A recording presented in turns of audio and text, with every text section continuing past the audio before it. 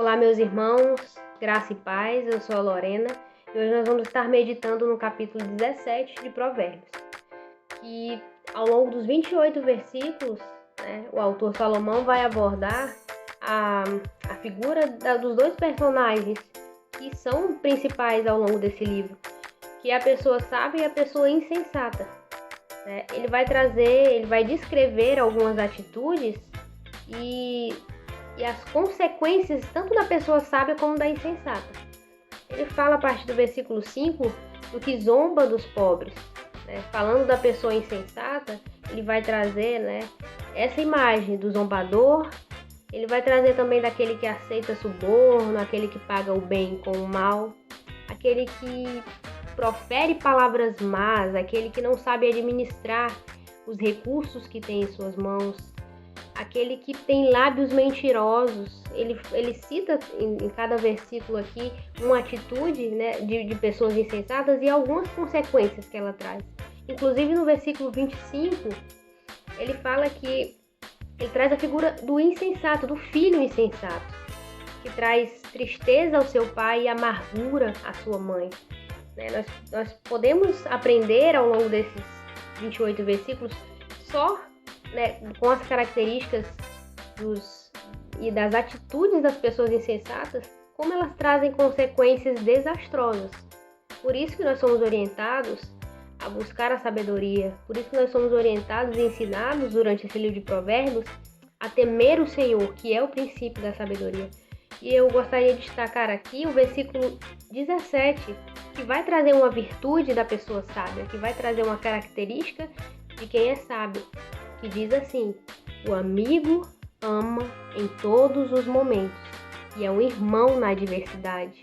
A virtude, como nós podemos perceber aqui, é o amor genuíno, que quando é exercitado por nós, em cada relacionamento, em cada esfera de relacionamento, esse amor ele produz glória a Deus, ele produz bons frutos e dá glória a Deus. Então, o versículo 17 traz a figura da pessoa sábia que ama em todos os momentos. E para falar de amor, nós não temos como não citar a nossa maior prova e o nosso maior exemplo de amor, que foi o que Deus fez por nós, por meio do seu Filho Jesus. O sacrifício de Jesus na cruz é o nosso maior exemplo de amor. E o próprio Jesus que morreu, que se entregou por nós, ele proferiu as seguintes palavras aos seus discípulos, lá em João 15, do 12 ao 14, que diz assim: o meu mandamento é este: amem-se uns aos outros, como eu os amei. Ninguém tem maior amor do que aquele que dá a sua vida pelos seus amigos. Vocês serão meus amigos se fizerem o que eu ordeno. O próprio Jesus deixa claro que ninguém tem maior amor do que aquele que dá a sua vida pelos seus amigos. E na sequência desse mesmo texto de João 15, Jesus ainda vai ressaltar mais uma vez o mandamento do amor. E é por isso que eu trago essa conexão com o versículo 17 de Provérbios, que vai falar sim que o amigo ama em todos os momentos. E na angústia nasce um irmão, e na adversidade se torna um irmão. Como eu já falei, Jesus é o nosso maior exemplo de amor. Ele deixou esse exemplo para ser seguido. E ele afirma: vocês serão os meus amigos se fizerem o que eu ordeno. E mais uma vez, a ordem de Jesus é clara: amem-se uns aos outros.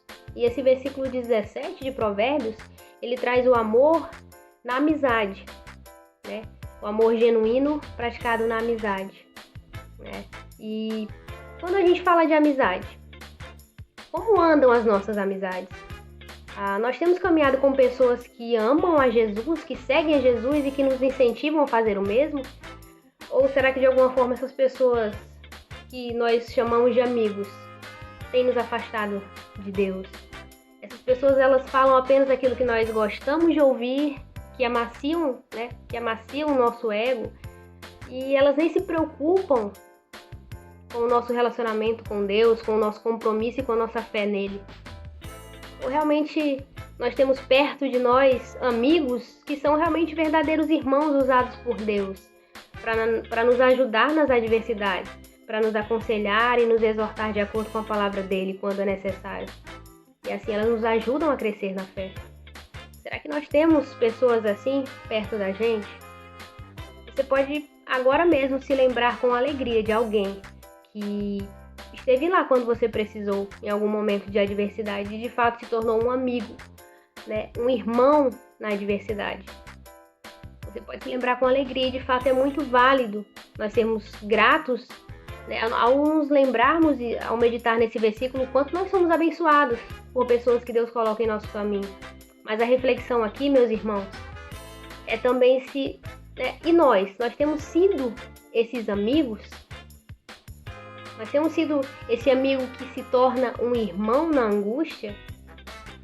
Nós temos sido aquelas pessoas que, como ele diz, em todo o tempo estão preparadas para apoiar, para ouvir, para consolar o outro. Nós temos tido palavras de sabedoria, nós estamos prontos para ensinar ou exortar quando é necessário.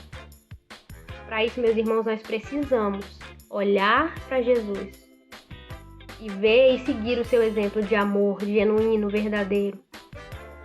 Nós precisamos também conhecer a palavra de Deus, que nos torna tementes a Ele, que nos dá conhecimento, que nos dá, sim, sabedoria e nos capacita, né, por meio do seu Espírito também que vive em nós, a sermos bons amigos, a sermos amigos prudentes, sábios, aqueles que amam verdadeiramente e que se tornam irmãos na adversidade. Essa é a verdadeira sabedoria, aquela que é demonstrada através do amor e da obediência. Que Deus nos ajude e nos capacite a viver esse amor que Ele mesmo derramou em nossos corações através do seu Filho Jesus. Deus abençoe.